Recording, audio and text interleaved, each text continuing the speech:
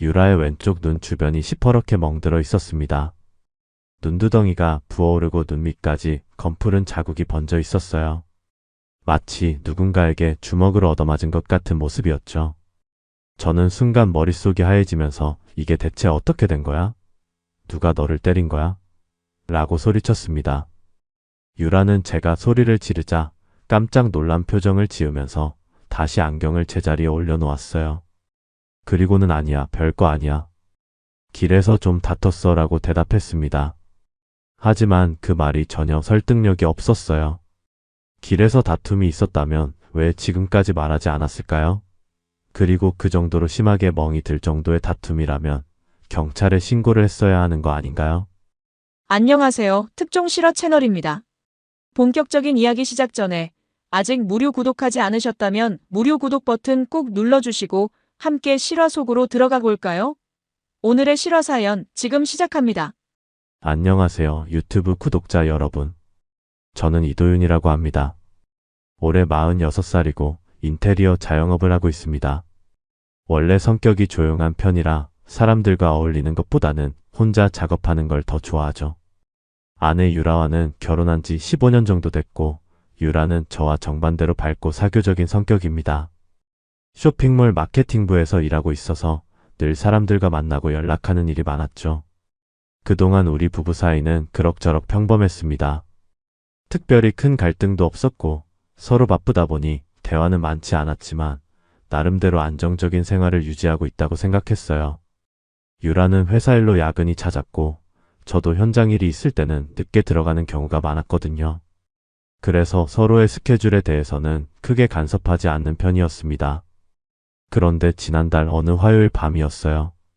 평소보다 훨씬 늦은 시간에 유라가 집에 들어왔습니다. 시계를 보니 밤 11시가 넘어 있었죠. 저는 거실에서 텔레비전을 보고 있었는데 현관문이 열리는 소리가 들려서 고개를 돌렸습니다. 그런데 유라의 모습이 뭔가 이상했어요. 평소와 달리 고개를 푹 숙이고 들어오더니 인사도 제대로 하지 않고 곧바로 방으로 향했습니다. 유라야, 오늘 회사에서 뭔 일 있었어? 제가 물어봤지만 유라는 아니야, 별일 없어라고 대답하면서도 여전히 고개를 들지 않았어요. 그때 제가 자세히 보니까 유라가 안경을 쓰고 있는 거예요. 평소에 유라는 렌즈를 끼거나 안경을 쓰지 않는데 말입니다. 이상하다는 생각이 들어서 일어나서 유라에게 다가갔죠. 안경은 왜 쓰고 있어? 눈 아파? 제가 물으면서 유라의 얼굴을 보려고 했는데 유라가 몸을 돌리면서 피하려고 했어요. 그 순간 거실 조명이 유라의 얼굴을 비쳤는데 안경 너머로 뭔가 어두운 자국이 보였습니다. 제가 깜짝 놀라서 잠깐 그게 뭐야? 라고 하면서 유라의 안경을 살짝 들어 올렸는데 정말 충격적인 광경이 눈에 들어왔어요. 유라의 왼쪽 눈 주변이 시퍼렇게 멍들어 있었습니다. 눈두덩이가 부어오르고 눈 밑까지 검푸른 자국이 번져 있었어요. 마치 누군가에게 주먹으로 얻어맞은 것 같은 모습이었죠. 저는 순간 머릿속이 하얘지면서 이게 대체 어떻게 된 거야? 누가 너를 때린 거야? 라고 소리쳤습니다. 유라는 제가 소리를 지르자 깜짝 놀란 표정을 지으면서 다시 안경을 제자리에 올려놓았어요.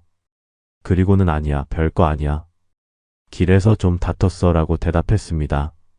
하지만 그 말이 전혀 설득력이 없었어요. 길에서 다툼이 있었다면 왜 지금까지 말하지 않았을까요? 그리고 그 정도로 심하게 멍이 들 정도의 다툼이라면 경찰에 신고를 했어야 하는 거 아닌가요? 무슨 소리야? 길에서 다퉈서 이렇게 된다고? 도대체 무슨 일이 있었는지 제대로 말해봐. 제가 다그치듯이 물었지만 유라는 정말 별일 아니야. 그냥 지나가던 사람이랑 부딪혀서 실랑이가 좀 있었어. 괜찮다니까라고 대답했어요. 하지만 유라의 목소리는 떨리고 있었고 눈동자도 불안하게 흔들리고 있었습니다. 저는 그날 밤 잠을 제대로 이루지 못했어요.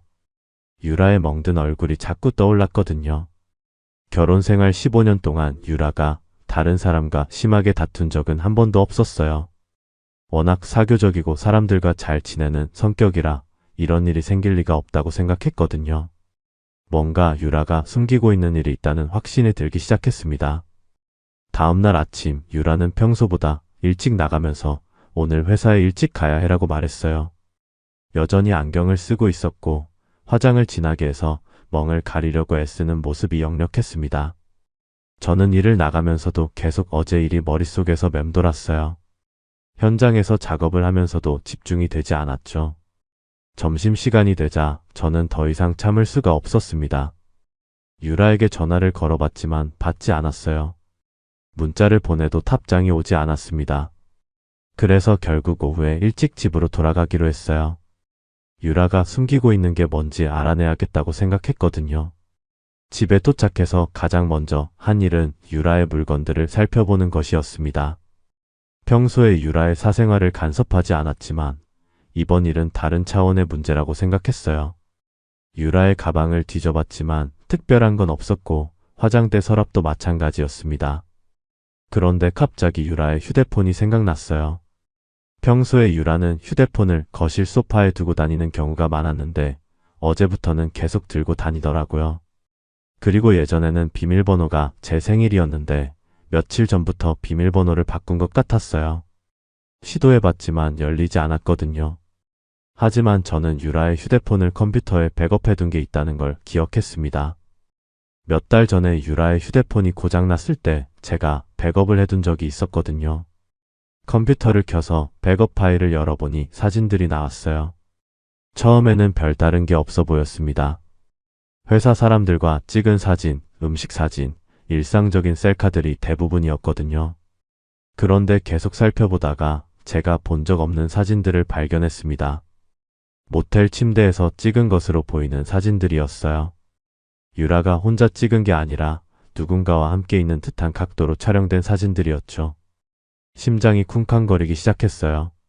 설마 하는 생각이 들면서도 더 자세히 살펴봤습니다. 그러다가 결정적인 사진을 발견했어요. 유라가 낯선 남자와 함께 침대에 누워있는 사진이었습니다. 둘 다 옷을 제대로 입지 않은 상태였고 친밀한 포즈를 취하고 있었어요. 저는 그 순간 정말 충격을 받았습니다. 손이 덜덜 떨려서 마우스를 제대로 잡을 수도 없었어요. 그 남자는 제가 전혀 모르는 사람이었습니다. 나이는 저와 비슷해 보였고 체격이 건장한 편이었어요. 사진 속에서 유라는 평소에 제게 보여주지 않던 표정을 짓고 있었습니다. 더 충격적인 건 사진의 날짜였어요. 가장 최근 사진이 일주일 전에 찍힌 것이었거든요. 그리고 백업 파일을 더 뒤져보니 지난 몇 달 동안 찍힌 비슷한 사진들이 더 있었습니다. 이게 단순히 일회성이 아니라 지속적인 관계였다는 뜻이었죠. 저는 그대로 주저앉았어요. 결혼 15년 동안 저는 유라를 완전히 신뢰했었거든요. 물론 부부 사이에 완벽한 사랑은 없다고 해도 최소한의 신의는 지킬 거라고 생각했는데 완전히 배신당한 기분이었습니다. 그때 현관문이 열리는 소리가 들렸어요. 유라가 돌아온 거였죠. 저는 급하게 컴퓨터를 끄고 평상시처럼 행동하려고 했지만 쉽지 않았어요. 유라가 거실로 들어오면서 일찍 왔네라고 말했지만 저는 제대로 대답할 수가 없었습니다. 유라야, 잠깐 앉아봐. 할 말이 있어. 저는 최대한 침착하게 말했어요. 유라는 뭔가 이상함을 눈치챘는지 경계하는 표정을 지었습니다. 무슨 일이야? 어제 내 얼굴에 난 먹말이야. 정말로 길에서 모르는 사람과 다퉈서 생긴 거야? 제가 물으니까 유라는 당연하지, 왜 그런 걸 또 물어봐? 라고 대답했어요. 하지만 목소리에 확신이 없었습니다. 그럼 이 사진들은 뭔데? 저는 컴퓨터를 다시 켜서 방금 본 사진들을 보여줬어요. 유라의 얼굴이 순간 하얗게 변했습니다. 이건 어디서? 내 휴대폰 백업에서 나온 거야. 이게 정말 길에서 다퉈서 생긴 멍이야? 제가 다시 물었을 때 유라는 더 이상 변명할 수 없다는 걸 깨달았는지 고개를 숙였어요. 한참 침묵이 흐른 뒤에 유라가 입을 열었습니다. 미안해. 정말 미안해. 나도 이렇게 될 줄 몰랐어. 그리고는 어제 멍에 대한 진실을 털어놨어요. 그 남자와 헤어지자고 했더니 화를 내면서 유라를 때렸다는 거였죠. 유라의 고백을 듣고 나서 저는 며칠 동안 정신이 멍했습니다. 밥도 제대로 먹지 못했고 일도 손에 잡히지 않았어요. 하지만 시간이 지나면서 분노가 치밀어 올랐습니다. 특히 유라를 때린 그 남자에 대한 분노가 컸어요. 아무리 불륜 관계였다고 해도 여자를 때릴 권리는 없는 거 아닌가요? 유라는 그 남자와 완전히 헤어졌다고 했지만 저는 믿을 수가 없었어요. 한 번 배신한 사람을 어떻게 믿을 수 있겠습니까? 그래서 저는 모든 것을 명확하게 정리하기로 결심했습니다. 감정적으로 대응하지 말고 체계적으로 접근해야겠다고 생각했어요. 먼저 그 남자의 신원부터 파악해야 했습니다. 사진만으로는 누군지 알 수 없었거든요. 유라에게 물어봤지만 그냥 알게 된 사람이라고만 하면서 자세한 얘기를 하지 않았어요. 하지만 저는 포기하지 않았습니다. 유라의 휴대폰 백업 파일을 더 자세히 뒤져봤어요. 사진뿐만 아니라 문자 메시지 내역도 백업되어 있었거든요. 지난 몇 달간의 문자를 살펴보니 박 실장이라는 이름으로 저장된 번호와 주고받은 메시지들이 엄청 많았어요. 처음에는 업무적인 내용인 줄 알았는데 자세히 읽어보니 완전히 다른 내용이었습니다. 서로를 자기야, 오빠 이런 식으로 부르면서 만날 약속을 잡는 내용들이었어요. 그리고 최근 메시지들을 보니 더욱 충격적이었습니다. 박 실장이라는 사람이 유라에게 보낸 메시지 중에 내가 나를 버리려고? 그동안 내 덕분에 계약 얼마나 따왔는데라는 내용이 있었어요. 그리고 조용히 안 하면 너희 남편한테 다 말해버릴 거야 라는 협박성 메시지도 있었죠. 가장 최근 메시지는 유라가 헤어지자고 한 날 받은 건데 마지막으로 만나자. 안 나오면 진짜 후회할 거야 라는 내용이었어요. 그리고 그 다음 날이 바로 유라가 멍들어서 들어온 날이었습니다. 이 메시지들을 보니 상황이 더 명확해졌어요. 단순한 불륜이 아니라 그 남자가 유라를 이용해서 사업적인 이익을 얻었고 유라가 헤어지려고 하니까 협박하고 심지어 폭력까지 쓴 거였죠. 저는 이 모든 증거들을 정리하기 시작했습니다. 사진들을 따로 저장하고 문자 메시지들도 캡처해서 정리했어요. 그리고 유라의 멍든 얼굴 사진도 찍어두었습니다. 유라는 처음에 사진 찍는 걸 거부했지만 제가 이건 증거로 남겨둬야 해라고 설득했어요. 다음날 저는 유라를 병원에 데려갔습니다. 진단서를 받기 위해서였어요. 의사 선생님은 유라의 얼굴을 보시더니 이 정도 멍이면 상당한 충격을 받은 것 같은데 어떻게 다치셨나요? 라고 물었습니다. 유라는 말을 못하고 있어서 제가 대신 타인으로부터 폭행을 당했습니다. 라고 말했어요. 의사 선생님은 진단서에 타박상으로 인한 안면부 혈종, 전치 이주라고 적어주셨습니다. 병원에서 나오면서 유라가 저에게 말했어요. 도윤아, 이제 그만하자. 그 사람과는 정말 끝났어. 더 이상 문제를 키우지 말고 우리끼리 해결하자. 하지만 저는 고개를 저었습니다. 유라야, 이건 우리끼리 해결할 문제가 아니야. 그 사람이 너를 때린 것도 문제고 협박한 것도 문제야. 이런 사람을 그냥 놔두면 안 돼. 사실 저는 그 남자에 대한 분노도 있었지만 유라에 대한 실망감도 컸어요. 15년간 쌓아온 신뢰가 한순간에 무너진 기분이었거든요. 그래서 이 일을 제대로 매듭 짓고 싶었습니다. 그날 밤 저는 인터넷을 통해 박 실장의 신원을 추적해봤어요. 유라의 회사 홈페이지를 찾아보니 협력업체 목록이 있었고 그 중에서 박 시성을 가진 사람들을 찾아봤습니다. 몇 개의 회사가 나왔는데 각각의 홈페이지를 들어가서 임직원 소개를 확인했어요. 드디어 찾았습니다. 마케팅 대행업체의 영업실장으로 일하는 박민호라는 사람이었어요. 사진을 보니 백업 파일에서 본 그 남자가 맞았습니다. 나이는 51살, 기혼자라고 되어 있었어요. 이제 상대방의 신원도 파악했고 증거도 충분히 모았습니다. 다음 단계를 계획해야 할 때였어요. 박민호의 신원을 파악한 뒤 저는 좀 더 구체적인 정보가 필요하다고 생각했어요. 그런데 며칠 뒤 뜻밖의 연락이 왔습니다. 유라의 회사 동료인 김미정이라는 여직원이 제게 전화를 한 거였어요. 안녕하세요. 유라 언니 남편분이죠? 저는 같은 부서에서 일하는 김미정이라고 합니다. 미정은 조심스럽게 말을 시작했어요. 혹시 시간 되실 때 잠깐 만나서 얘기할 수 있을까요? 유라 언니에 관해서 말씀드릴 게 있어서요. 저는 궁금해서 그날 저녁에 미정과 만나기로 했습니다. 회사 근처 카페에서 만났는데 미정은 28살 정도로 보이는 젊은 여성이었어요. 처음에는 조심스럽게 말을 꺼내더니 점점 더 구체적인 얘기를 해주었습니다. 사실 유라 언니가 박 실장님과 이상한 관계라는 건 부서 사람들이 다 알고 있었어요. 처음에는 그냥 업무상 가까운 사이인 줄 알았는데 시간이 지나면서 뭔가 수상하더라고요. 미정의 말에 따르면 박민호는 유라의 회사와 1년 전부터 거래를 시작했다고 해요. 처음에는 평범한 협력업체 직원이었는데 유라와 가까워지면서 점점 더 큰 프로젝트들을 따내기 시작했다는 거였죠. 그리고 박 실장이 우리 회사 여직원들한테 좀 그래요. 술자리에서 은근히 스킨십 하려고 하고 단둘이 만나자고 하고 여러 명이 불편해했어요. 그런데 유라 언니만 그런 건 아니었던 것 같아요. 이 말을 듣고 저는 깜짝 놀랐습니다. 다른 여직원들도 박민호와 그런 관계였다는 뜻인가요? 확실하지는 않지만 소문으로는 그런 얘기가 있었어요. 특히 신입사원들을 타겟으로 하는 것 같았거든요. 계약을 빌미로 접근하는 거죠. 미정은 계속해서 더 충격적인 얘기를 해주었어요. 박민호가 회사 내에서 어떤 식으로 행동했는지, 여직원들을 어떻게 대했는지에 대한 구체적인 사례들을 들려준 거였죠.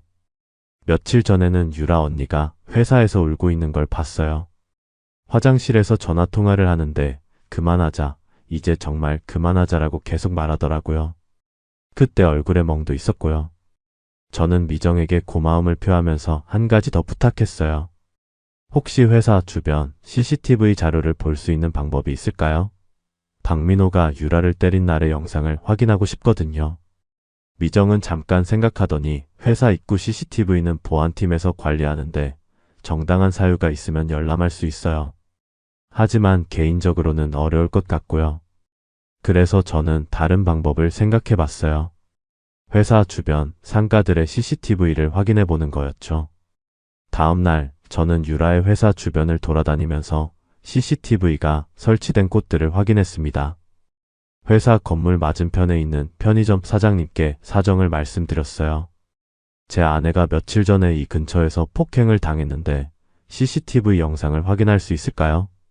사장님은 처음에는 개인정보 문제 때문에 망설이셨지만 제가 진단서와 사진을 보여드리니까 도와주시겠다고 하셨어요. 그리고 해당 날짜의 CCTV 영상을 확인해 봤습니다. 오후 6시경의 영상에서 유라와 박민호가 함께 나오는 모습이 찍혀 있었어요. 둘이 회사 앞에서 대화를 나누다가 점점 언성이 높아지는 것 같았어요. 그러다가 박민호가 갑자기 유라의 팔을 붙잡더니 어딘가로 끌고 가는 장면이 나왔습니다. CCTV 화질이 선명하지는 않았지만 분명히 박민호가 유라에게 폭력을 쓰려는 듯한 행동을 보이는 게 보였어요. 편의점 사장님도 이건 명백한 폭행이네요 라고 말씀하시면서 영상을 USB에 복사해 주셨습니다. 집에 돌아와서 유라에게 이 영상을 보여줬어요. 이제 그만 숨기지 말고 모든 걸 얘기해봐. 이 사람이 너한테 정확히 뭘 했는지 말이야. 유라는 영상을 보더니 완전히 무너졌어요. 그리고는 지난 몇 달 동안 박민호에게 당한 일들을 모두 털어놨습니다. 처음에는 단순히 업무상 만나는 사이였는데 박민호가 점점 선을 넘기 시작했다는 거였어요. 처음에는 그냥 친한 오빠 같은 느낌이었어. 일도 많이 도와주고 회사 일로 스트레스 받을 때 상담도 해주고. 그런데 언제부턴가 사적인 만남을 원하기 시작했어. 거절하면 일에 지장을 줄 것 같아서. 그래서 한두 번 만났는데 그게 이렇게 될 줄은 몰랐어. 유라의 고백을 들으면서 저는 더욱 분노가 치밀었어요. 박민호라는 사람이 자신의 사업적 지위를 이용해서 유라를 압박한 거였죠. 그리고 헤어지려고 하니까 협박하고 폭행한 겁니다. 유라의 모든 고백을 들은 후 저는 박민호를 법적으로 처벌하기로 마음먹었습니다. 하지만 그 전에 결정적인 증거를 하나 더 확보해야 했어요. 박민호의 폭력과 협박을 직접 녹음할 수 있다면 법정에서 훨씬 유리할 거라고 생각했거든요. 그래서 저는 유라에게 제안했습니다. 박민호와 마지막으로 한 번 더 만나자. 하지만 이번에는 내가 숨어서 모든 걸 녹음할 거야. 유라는 처음에 무서워하면서 거부했어요. 만약 그 사람이 또 화를 내면 어떡해? 이번엔 정말 위험할 수도 있어. 하지만 저는 유라를 설득했습니다. 이 사람을 그냥 놔두면 안 돼. 너 말고도 다른 여자들이 피해를 볼 수 있어. 그리고 내가 근처에서 지켜보고 있을 거니까 걱정하지 마. 며칠 후 유라가 박민호에게 연락했어요. 한 번만 더 만나서 정리하고 싶어요. 우리 관계를 깔끔하게 정리해야겠어요. 박민호는 처음에는 만나기 싫다고 했지만 유라가 계속 부탁하니까 결국 만나기로 했습니다. 만날 장소는 회사 근처 조용한 카페로 정했어요. 저는 미리 가서 박민호와 유라가 앉을 자리에서 떨어진 곳에 자리를 잡았습니다. 그리고 녹음기를 준비했죠. 유라도 가방 안에 작은 녹음기를 숨겨서 가져갔어요. 오후 6시 박민호가 먼저 도착했습니다. 키가 크고 체격이 좋은 남자였는데 얼굴 표정이 상당히 굳어 있었어요. 10분 후에 유라가 들어왔고 박민호는 유라를 보자마자 차가운 시선을 보냈습니다. 뭘 정리하겠다는 거야? 지난번에 내가 분명히 말했잖아. 우리 관계가 그렇게 쉽게 끝날 수 있는 게 아니라고. 박민호의 목소리에는 위협적인 톤이 섞여 있었어요. 유라는 떨리는 목소리로 대답했습니다. 오빠 정말 이제 그만해요. 저도 가정이 있고 이런 관계를 계속 유지할 수는 없어요. 하지만 박민호는 코웃음을 쳤어요. 가정이 있다고? 그럼 처음부터 왜 나한테 접근했어? 내가 너 때문에 얼마나 많은 일을 따왔는지 알아? 너희 회사 프로젝트 중에 내가 안 건드린 게 있나? 박민호는 점점 목소리를 높이기 시작했어요. 다른 손님들이 쳐다볼 정도였죠. 그리고 너만 그런 관계였던 줄 알아? 내가 김지영이랑 박소영이랑도 똑같이 했다는 거 너도 알잖아. 근데 걔들은 나한테 반항하지 않았어. 이 말을 들은 순간 저는 정말 분노가 치밀었어요. 박민호가 회사의 여러 여직원들을 상대로 이런 짓을 했다는 걸 스스로 자백한 거였거든요. 유라도 충격을 받은 듯 얼굴이 하얗게 변했습니다. 그리고 내가 나를 배신한다면 난 가만히 있지 않을 거야. 너희 남편한테 모든 걸 다 말해줄 거고 너희 회사에도 너의 진짜 모습을 폭로할 거야. 박민호는 협박을 계속했어요. 유라가 제발 그러지 마세요. 정말 마지막으로 부탁드릴게요 라고 애원했지만 박민호는 들을 생각이 없었습니다. 오히려 더욱 거칠어졌어요. 마지막 부탁. 웃기지 마. 너는 이미 내 것이야. 내가 원할 때까지 계속 만날 거고 내 말을 들어야 해. 그러면서 박민호가 갑자기 유라의 손목을 세게 붙잡았어요. 유라가 아파요. 놓아주세요 라고 말했지만 박민호는 더 세게 잡았습니다. 그리고는 지난번처럼 또 맞고 싶어? 다음엔 얼굴만 맞는 게 아닐 거야 라고 위협했어요. 저는 더 이상 참을 수 없었습니다. 자리에서 일어나서 박민호에게 다가갔어요. 손 놓으세요. 제가 갑자기 나타나자 박민호는 깜짝 놀란 표정을 지었습니다.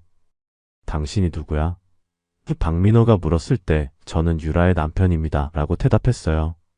그러자 박민호의 얼굴이 순간 굳어졌습니다. 아, 그래? 그럼 내 부인이 나랑 어떤 사이였는지 이제 알겠네. 박민호는 당황하지 않고 오히려 비웃는 듯한 표정을 지었어요. 자기 부인도 제대로 관리 못하면서 뭘 어쩌겠다는 거야? 그 순간 박민호가 일어나면서 저에게 다가왔어요. 그리고 내가 뭘 할 수 있다고 생각해? 증거라도 있어? 하지만 저는 침착하게 대답했습니다. 지금까지의 대화가 모두 녹음되었습니다. 그리고 당신이 제 아내를 폭행한 CCTV 영상도 있고요. 박민호의 얼굴에서 여유가 사라졌어요. 뭐라고? 그러면서 저에게 주먹을 날리려고 했습니다. 하지만 제가 미리 연락해둔 경찰들이 그 순간 카페로 들어왔어요. 박민호 씨죠? 폭행과 협박 혐의로 체포합니다. 박민호가 현행범으로 체포된 후 본격적인 법적 절차가 시작되었습니다. 저는 변호사와 상담을 통해 형사고발과 민사소송을 동시에 진행하기로 했어요. 형사고발은 폭행, 협박, 그리고 업무상 지위를 이용한 성적 괴롭힘 혐의로 했고 민사소송은 정신적 피해에 대한 위자료 3천만 원을 청구했습니다. 경찰서에서 조사를 받는 동안 박민호는 처음에는 모든 혐의를 부인했어요. 그냥 사업상 만나는 사이였고 폭행한 적도 없다고 주장했거든요. 하지만 저희가 준비한 증거들이 너무 확실했습니다. 먼저 유라의 얼굴 멍사진과 진단서, 그리고 CCTV 영상을 제출했어요. 여기에 카페에서 녹음한 대화 내용까지 더해지니까 박민호는 더 이상 변명할 수 없었습니다. 특히 녹음된 대화에서 자신이 다른 여직원들과도 비슷한 관계를 맺었다고 자백한 부분이 결정적이었어요. 경찰 조사 과정에서 박민호는 점점 더 추악한 모습을 드러냈습니다. 내가 유라 때문에 얼마나 많은 계약을 따줬는데 배은망덕하게 나를 배신하려고 하니까 화가 난 거야. 그리고 다른 여자들 얘기는 그건 서로 합의해야 된 일이야. 하지만 조사관들은 박민호의 말을 믿지 않았어요. 오히려 업무상 지위를 이용해서 여성 직원들을 성적으로 괴롭힌 것 같은데 다른 피해자들도 있는 거 아니냐고 추궁했습니다. 그러자 박민호가 갑자기 화를 내면서 더 충격적인 말을 했어요. 피해자? 웃기지 마. 걔들이 먼저 나한테 접근한 거야. 특히 유라는 자기가 나한테 매달렸어. 내가 계약 좀 따주니까 고마워서 그런 거지. 내가 강요한 게 아니야. 저는 조사실 밖에서 이 말을 듣고 있었는데 정말 분노가 치밀었어요. 자신의 잘못은 인정하지 않으면서 오히려 피해자인 유라를 비난하는 모습이 너무 비열했거든요. 며칠 후 더 놀라운 일이 일어났습니다.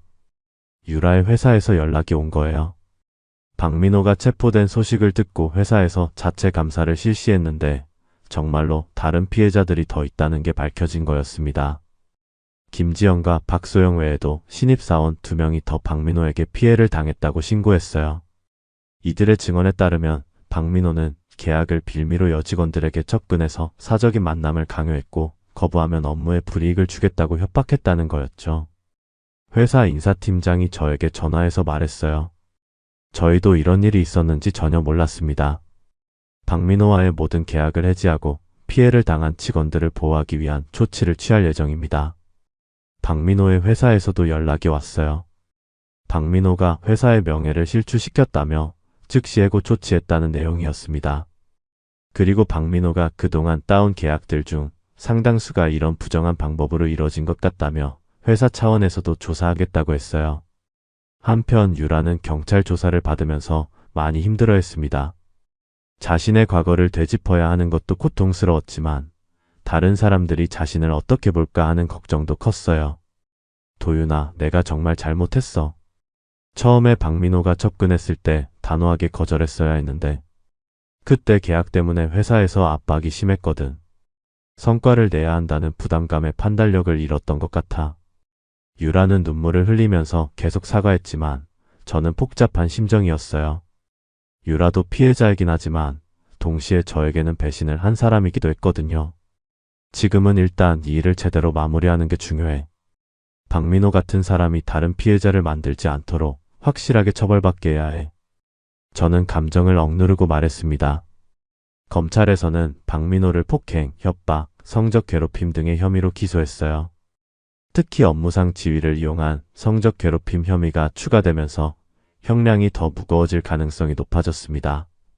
재판 준비 과정에서 박민호 측 변호사가 합의를 제안해 왔어요. 선처를 부탁드리며 위자료를 지급하겠다는 내용이었죠. 하지만 저는 거절했습니다. 이런 사람은 법의 심판을 받아야 한다고 생각했거든요. 재판이 시작되고 며칠 뒤 더욱 충격적인 사실이 드러났습니다. 박민호가 회사 내에서 저지른 일들이 생각했던 것보다 훨씬 체계적이고 악질적이었다는 거였어요. 경찰 수사 과정에서 박민호의 휴대폰과 컴퓨터를 압수수색했는데 여기서 엄청난 양의 증거가 나왔습니다. 박민호는 자신이 만난 여성들의 사진과 개인정보를 따로 정리해서 보관하고 있었어요. 마치 수집품처럼 관리하고 있었던 거죠. 더 심각한 건 박민호가 이런 관계를 맺은 여성들의 약점을 파악해서 기록해둔 파일이 있었다는 거예요. 각자의 가정사, 경제 상황, 회사 내 입지 등을 상세하게 조사해서 압박수단으로 활용했던 거였습니다. 유라에 대한 기록도 있었는데 남편과의 관계 소원함, 회사 성과 압박 심함, 경제적으로 여유롭지 않음 이런 식으로 적혀 있었어요. 박민호가 유라의 상황을 철저히 파악하고 의도적으로 접근했다는 걸 보여주는 증거였죠. 이 사실이 알려지자 유라의 회사에서는 더 큰 파문이 일었습니다. 회사 차원에서 전면적인 감사를 실시했고 박민호와 관련된 모든 계약 내역을 재조사했어요. 그 결과 놀라운 사실이 드러났습니다. 지난 2년 동안 박민호가 따온 계약 중 상당수가 정상적인 경쟁을 통한 게 아니라 이런 부정한 관계를 통해 이뤄진 것이었어요. 박민호는 여직원들과의 관계를 이용해서 내부 정보를 빼내고 경쟁업체보다 유리한 조건으로 계약을 체결했던 거였습니다. 회사는 즉시 박민호와 관련된 모든 계약을 해지했고 손해배상까지 청구했어요. 박민호의 회사도 마찬가지로 큰 타격을 받았습니다. 주요 거래처를 잃은 것은 물론이고 회사 이미지까지 실추됐거든요. 한편 다른 피해자들도 용기를 내서 증언에 나섰습니다. 김지영은 박민호 때문에 우울증 치료를 받아야 했다고 증언했고 박소영은 박민호의 협박 때문에 이직을 고려했다고 말했어요. 특히 신입사원이었던 최혜린의 증언이 충격적이었습니다. 박 실장이 저에게 계약을 따르면 나와 특별한 관계를 맺어야 한다고 직접적으로 말했어요. 거부하면 회사에서 버틸 수 없을 거라고 협박했고요. 이런 증언들이 쌓이면서 박민호에 대한 여론은 더욱 악화되었습니다. 단순한 불륜이 아니라 조직적인 성범죄였다는 게 명확해진 거였죠. 재판 과정에서 박민호는 여전히 자신의 잘못을 인정하지 않았어요. 오히려 모든 관계가 합의하에 이뤄진 것이라고 주장했습니다. 하지만 검찰이 제시한 증거들 앞에서는 설득력이 전혀 없었어요. 특히 박민호가 유라에게 보낸 협박 메시지들이 공개되면서 방청석에서는 탄식이 나왔습니다. 내가 나를 배신하면 가만두지 않겠다. 너희 남편한테 모든 걸 다 말해버릴 거야. 같은 내용들이 적나라하게 드러났거든요. 저는 이 과정을 지켜보면서 박민호에 대한 분노가 더욱 커졌어요. 이 사람은 단순히 불륜을 저지른 게 아니라 여러 여성들의 인생을 망가뜨린 진짜 악인이었거든요. 유라도 재판을 지켜보면서 많은 걸 깨달았던 것 같아요. 내가 얼마나 큰 실수를 했는지 이제야 알겠어.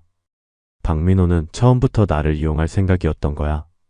재판부도 박민호의 죄질이 매우 나쁘다고 판단했습니다. 피고인은 자신의 업무상 지위를 이용해서 다수의 여성을 성적으로 괴롭혔고 이를 거부하는 피해자에게는 폭력과 협박을 가했다. 이는 용서받을 수 없는 범죄 행위라고 판시했어요. 박민호에 대한 사회적 규탄도 거세졌습니다. 언론에서 이 사건을 대대적으로 보도했고 직장 내 성희롱 문제에 대한 경각심을 불러일으키는 계기가 되었어요. 드디어 최종 판결일이 왔습니다. 법정에는 저와 유라 그리고 다른 피해자들이 모두 참석했어요. 박민호도 수갑을 찬 채로 피고인석에 앉아 있었는데 예전의 당당한 모습은 온데간데 없이 초라해 보였습니다. 판사는 엄숙한 표정으로 판결문을 읽기 시작했어요. 피고인 박민호는 업무상 지위를 이용하여 다수의 여성에게 성적 괴롭힘을 가하고 이를 거부하는 피해자에게 폭행과 협박을 가한 죄로 징역 6개월의 집행유예 2년을 선고한다. 이어서 민사소송 부분에 대한 판결도 나왔습니다. 피고인은 원고에게 정신적 피해를 가한 것에 대하여 위자료 3천만 원을 지급하라. 판결이 선고되는 순간 방청석에서는 안도의 한숨이 나왔어요. 비록 실형은 아니었지만 박민호가 법적 처벌을 받게 된 거였죠. 그리고 위자료까지 받게 되어서 최소한의 응징은 이뤄진 셈이었습니다. 박민호는 판결을 듣고 나서도 끝까지 불만스러운 표정을 지었어요. 하지만 이미 모든 게 끝난 상황이었죠. 그의 인생은 완전히 망가졌습니다. 직장에서 해고당했고 가족에게도 진실이 알려져서 이혼 위기에 처했어요. 그리고 업계에서도 완전히 매장되어서 다시는 제대로 된 일을 할 수 없게 되었죠. 재판이 끝난 후 다른 피해자들과 함께 법원 앞에서 기자회견을 열었습니다. 저는 마이크를 잡고 말했어요. 오늘 판결로 박민호는 마땅한 처벌을 받았습니다. 하지만 더 중요한 건 이런 일이 다시는 일어나지 않도록 하는 것입니다. 김지영도 용기 있게 발언했어요. 저희가 이렇게 나선 이유는 더 이상의 피해자가 나오지 않게 하기 위해서입니다. 직장에서 권력을 이용해서 여성을 괴롭히는 사람들에게 경고하고 싶습니다. 언론에서는 이 사건을 계기로 직장 내 성희롱 문제에 대한 심층 보도를 이어갔어요. 그리고 여러 기업들이 관련 예방 교육을 강화하고 신고 체계를 개선하는 계기가 되었습니다. 유라의 회사에서도 큰 변화가 있었어요.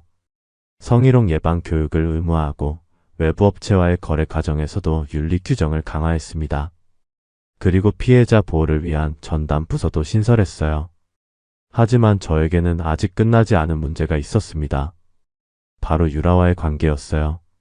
박민호는 처벌받았지만 저와 유라 사이의 상처는 그렇게 쉽게 아물지 않았거든요. 며칠 후 저는 유라에게 말했습니다.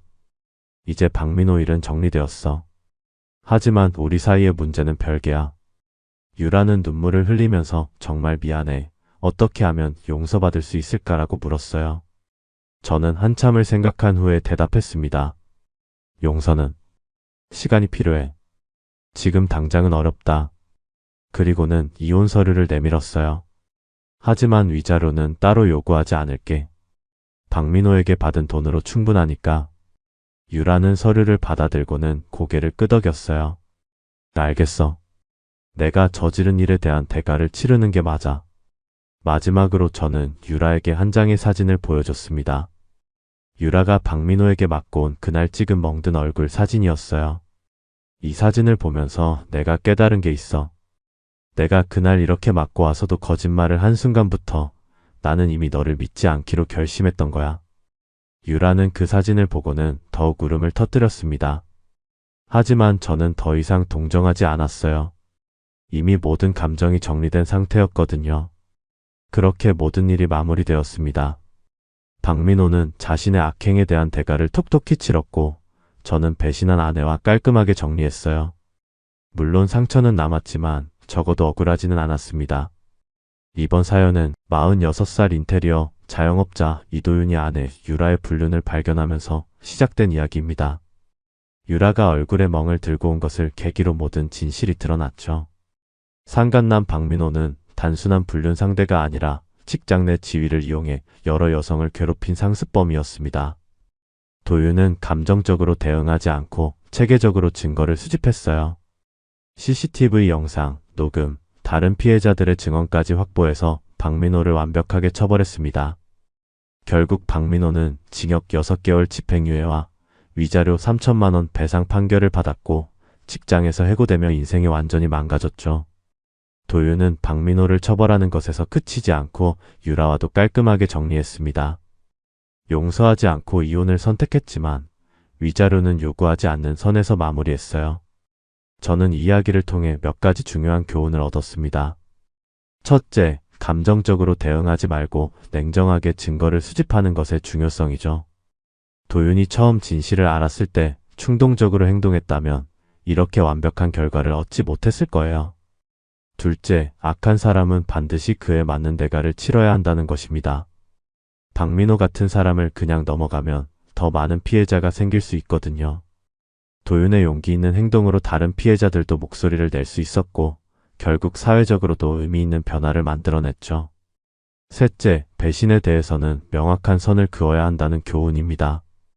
도윤이 유라를 용서하지 않은 건 냉정해 보일 수 있지만 15년간 쌓아온 신뢰가 한순간에 무너진 상황에서는 당연한 선택이었다고 생각해요. 마지막으로 정의는 반드시 승리한다는 믿음을 갖게 되었습니다. 비록 시간이 걸리고 힘든 과정이었지만 결국 선한 사람이 승리하고 악한 사람이 처벌받는 결말을 맞이했거든요. 여러분들도 혹시 비슷한 상황에 처하신다면 도윤처럼 현명하고 용기 있게 대처하시길 바랍니다. 그리고 무엇보다 이런 일이 일어나지 않도록 서로를 존중하고 신뢰하는 관계를 만들어가는 것이 가장 중요하다고 생각합니다.